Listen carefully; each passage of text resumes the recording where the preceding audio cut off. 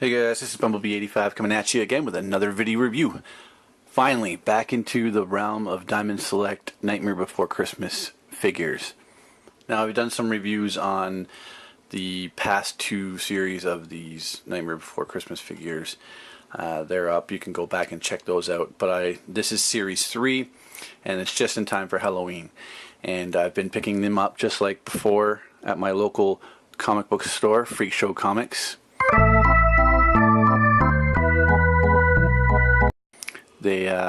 They seem to have gotten these in before anyone else. I haven't noticed them anywhere.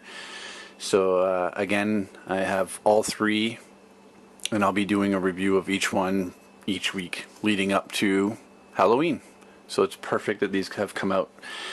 This is the box. This is the Pumpkin King. I'm going to start with him, since he's one of the first figures that you do see during the beginning of the movie.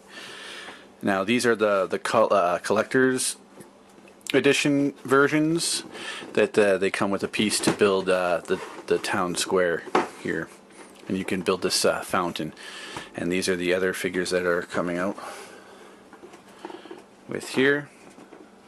We got Santa Claus, Lock, Shock, and Barrel, and they all come with a piece to build this fountain. Now here's the write-up. You can pause it now and read it. So that's for the packaging. It's the typical Diamond Select packaging that you see on with all their figures. So it's nothing fancy. But I'm going to bust it open here, and we'll compare them to a couple other Nightmare Before Christmas figures. Alright guys, here we have the Pumpkin King out of the packaging. Now, like I said before, I've been picking these up at my local Freakshow Comics.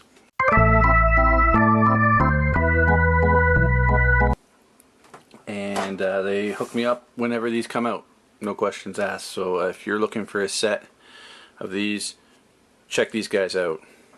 You can find them on Facebook and everything you need to know. They're on Twitter and Instagram and everything. So I'll have a link to their Facebook page in my links at the bottom.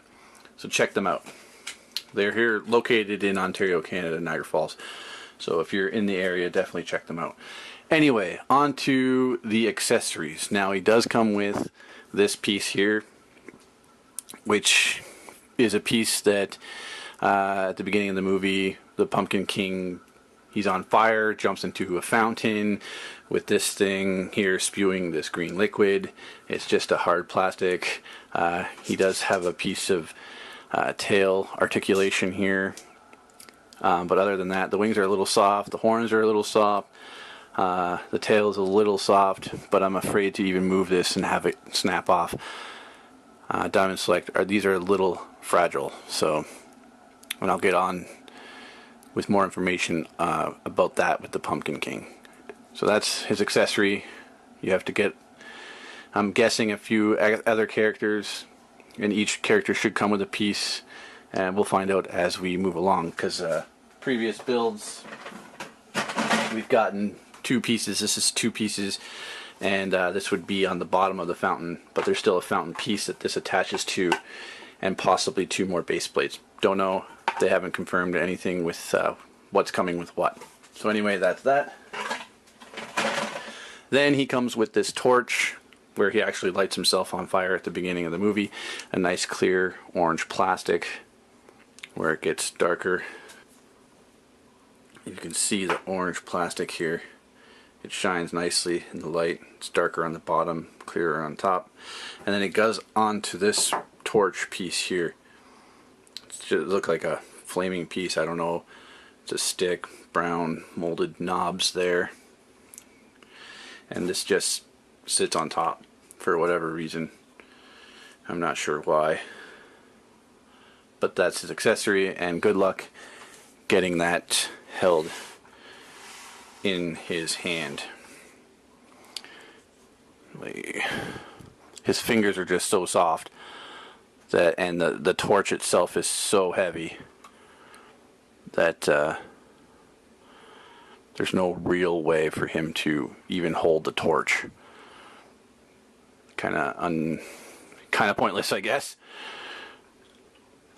Like, there's just no way.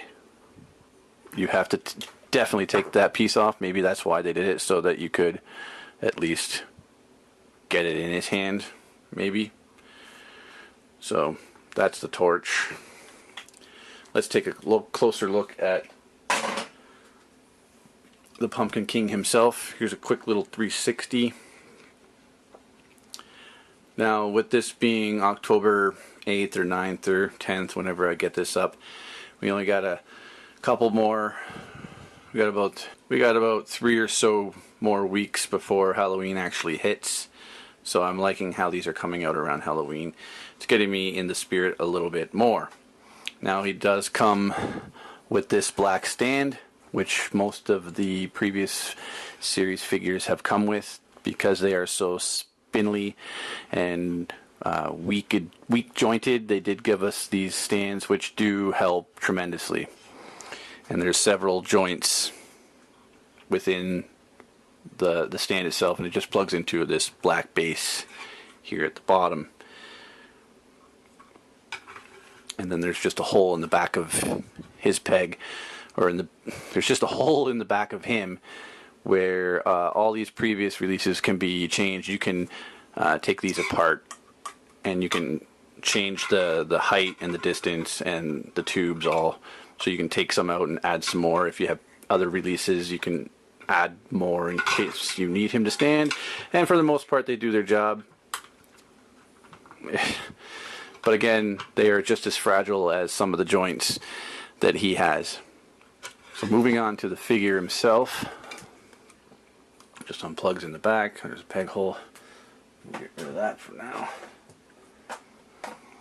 Now, he looks exactly like how he looked in the movie, as most of the figures that have been released so far have.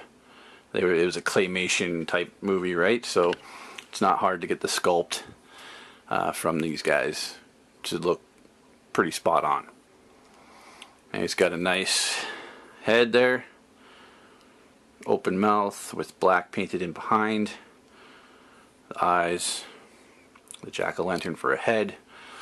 And he does have this wicker type material, looking material, and with the purple jacket. He's got some cuffs there with some bands, like a scarecrow type idea. He's got some flaring out at the hands here around the cuffs, both cuffs. And he's got a tail kind of like his suit that he wears. He's got some tattering around the top there. And this piece of wood, like a scarecrow thing, says Halloween Town. And this is how you find your way to Halloween Town. He's kind of like pointing off in that direction.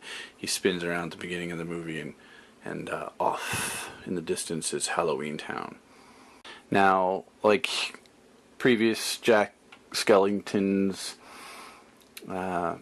releases, the joints are all pretty universal. It's the same ball socket joint here. I'll even take it apart and show you. I got a little pliers here. I can show you. It's just this peg. They're all this. It's just a peg with a little jointy joint there. And it's just universal, and it just pegs in here, and it pegs in his shoulders. And he has the same joint in his elbow. He'll have the same joint in his knees. And they're not very forgiving. So you really got to take them apart almost and work them a little bit, or heat them up with a hair dryer. There's definitely going to be some paint going to be stuck in there, or glue even. And I did have a bit of an issue with his feet. They're just in a little rotating peg. I got his left one moving, but the right one, or his left one, is completely locked. I actually twisted it thinking I was getting it, and there was stress mark, and it just simply came right off. Sorry if that was blurry. So I've now had to super glue that on, so that foot will not move at all now. His hands were a little iffy. The same kind of peg that would be for his ankle. I got that one loose, but then this one, I don't know if you can see that. There is some white stressing in there. I actually had to use the pliers again to to get it off. And it even looks like there's part of it glued stuck inside the socket, but it still works. His head is on a bit of a ball joint, which actually has good movement. This wooden sign doesn't move, or it's just stuck in the back. You can't remove it. But his head has nice rotation and tilt and everything. He does have this waist joint, which was no problem using. He's got a little movement in there. Both hips just rotate right there. And the knees bend as far as that will let you in any weird odd direction. His shoulders rotate all the way around and stuff. And same with the elbows. So that's his articulation.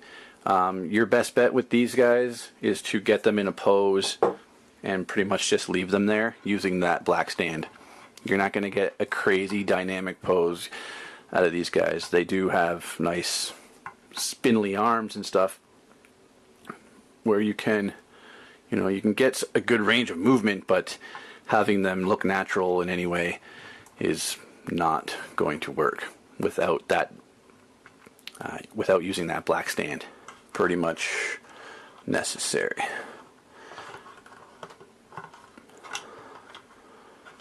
And if you can even get it to look good at all.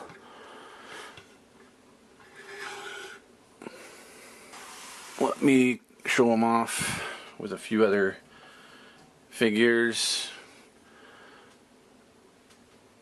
There's Jack himself. After he dives into the pool, his flaming costume comes off, and that's what he looks like normally underneath. Here's another costume Jack has worn. Santa Jack, which I did a nice review of him around Christmas time last year. And we have Sally. We got Oogie Boogie. And we also have Lemaire. These have all been released previously. And Dr. Finkelstein here.